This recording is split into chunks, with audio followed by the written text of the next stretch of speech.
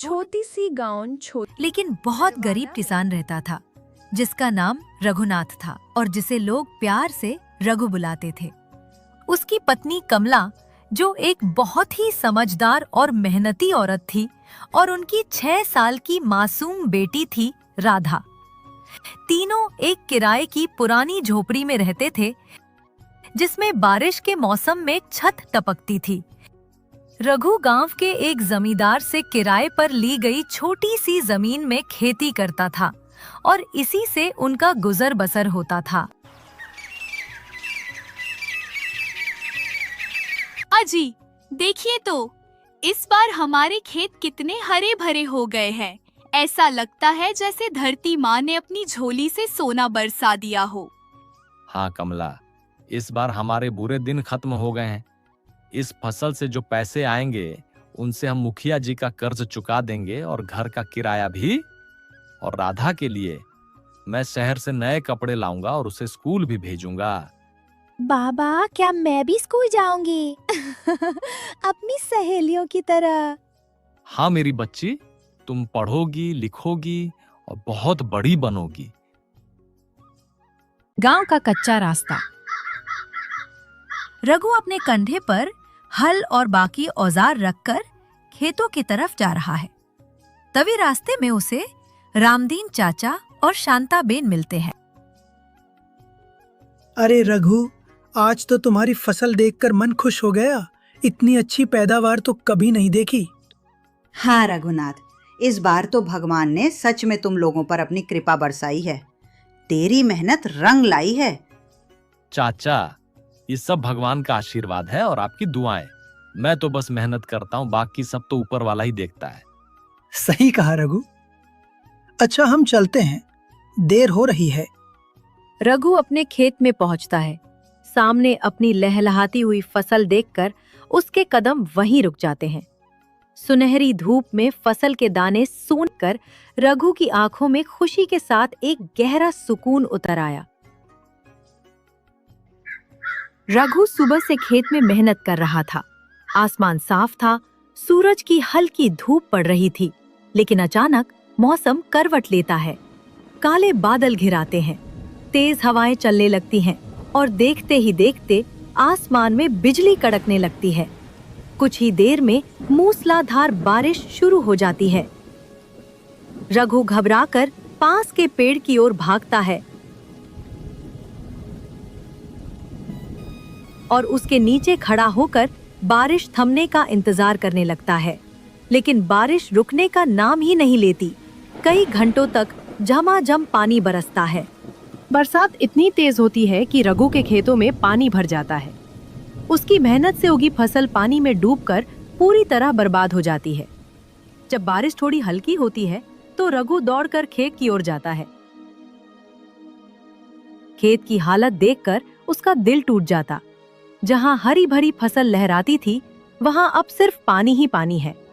मेहनत का फल उसकी आंखों के सामने नष्ट हो गया। हे भगवान, मेरा सब कुछ खत्म हो गया। ये कैसी परीक्षा है? मेरी सारी मेहनत, मेरा सारा सपना, सब कुछ बर्बाद हो गया। उधर घर पर भी हाल बेहाल है। तेज बारिश से उसकी झोपड़ी की छत टपकने लगती है। घर के अंदर हर जगह पानी टपक रहा है। माँ, देखो पानी गिर रहा है। मेरा बिस्तर भीग गया और देखो नीचे भी पानी भर रहा है। राधा, तुम खटिया पर चढ़ जाओ, मैं पानी गिरने की जगह पर बाल्टी रख देती हूँ। कमला ने उन जगहों पर जहाँ से पानी टपक रहा था वहाँ बाल्टी और दूसरे बर्तन लगा दिए।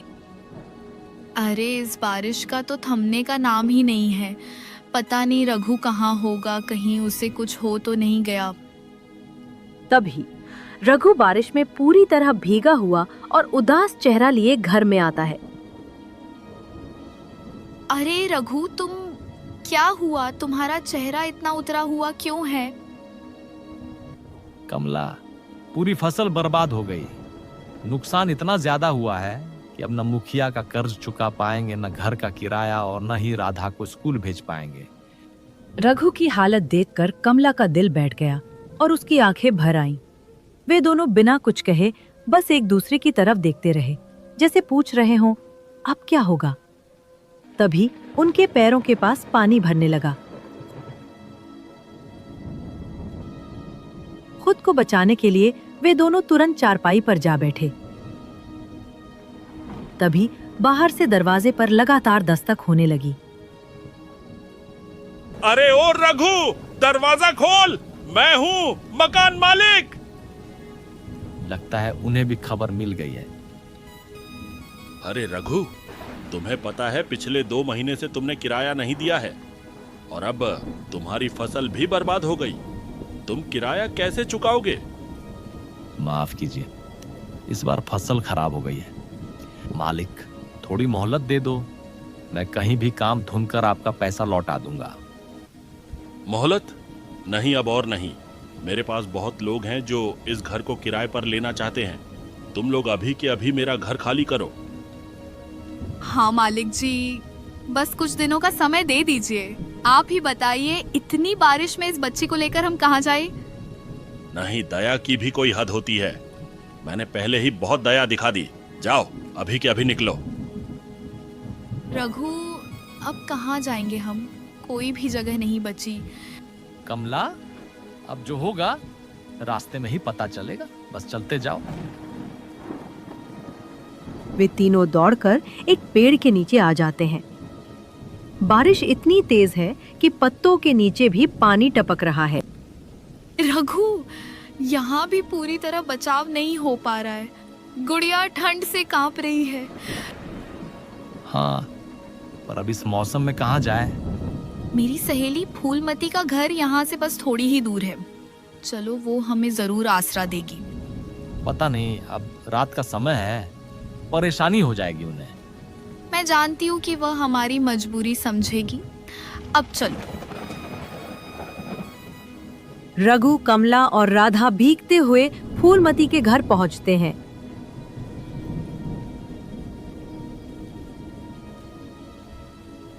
कमला दरवाजा खटखटाती है। फूलमती दरवाजा खोलती है और उन्हें देखकर हैरान रह जाती है। फूलमती ने उन तीनों को सूखे कपड़े दिए और अपने हाथों से गर्मा गर्म खाना खिलाया। दिन भर की थकान और बारिश की ठंडक के बाद, भरपेट खाने के बाद उन्हें बहुत सुकून मिला। जल्द ही वे तीनों गहरी नींद में सो गए। रात भर बारिश होती रही, पर उस तूफान से बेखबर उस छोटी सी छत के नीचे रघु और उसके परिवार को एक नया आसरा और नई उम्मीद मिल गई थी। रात भर की बारिश के बाद अगली सुबह का सवेरा शांत और सुकून भरा था। रघु और कमला जागकर धीमी आवाज में कुछ ऐसी बातें कर रहे थे। रघु, अब ऐसे कब तक चलेगा? हम पराए घर में कब तक रहेंगे? कब तक हम फूलमती पर बोझ बने रहेंगे? हमें जल्द से जल्द कुछ करना होगा। हाँ कमला, मैं भी यही सोच रहा था। मैं अभी जाता हूँ गांव में काम ढूंढने।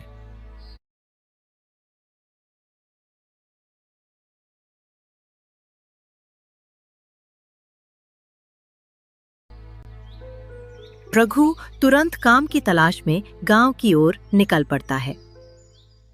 गांव का बाजार अभी अभी जाग रहा था।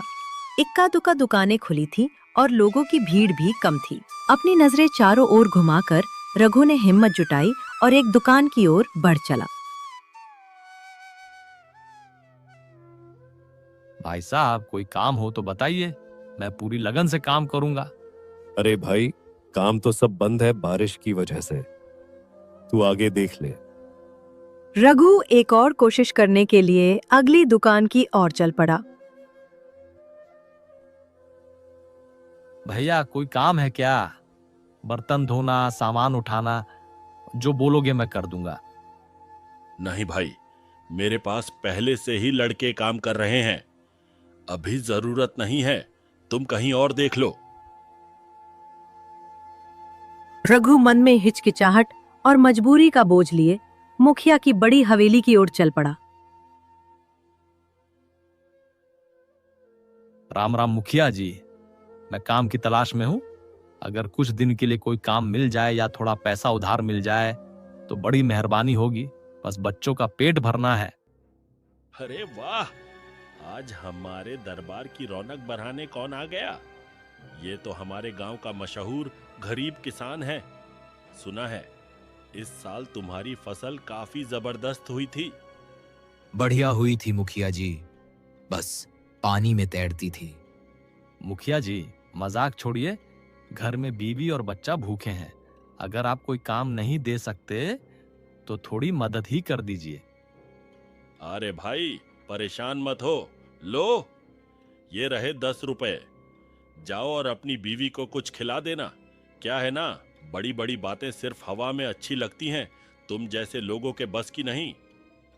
अरे रघु, तुम जैसे लोग तो बस मुफ्त की रोटियां तोड़ना जानते हैं।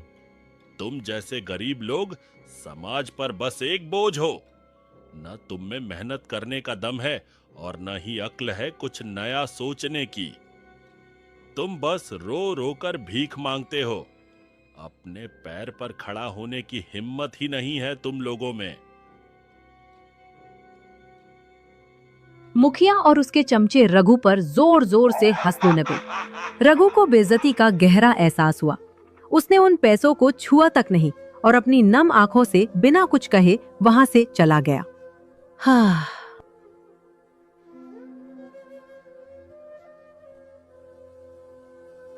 अजी आप आ गए? क्या क्या कोई काम मिला?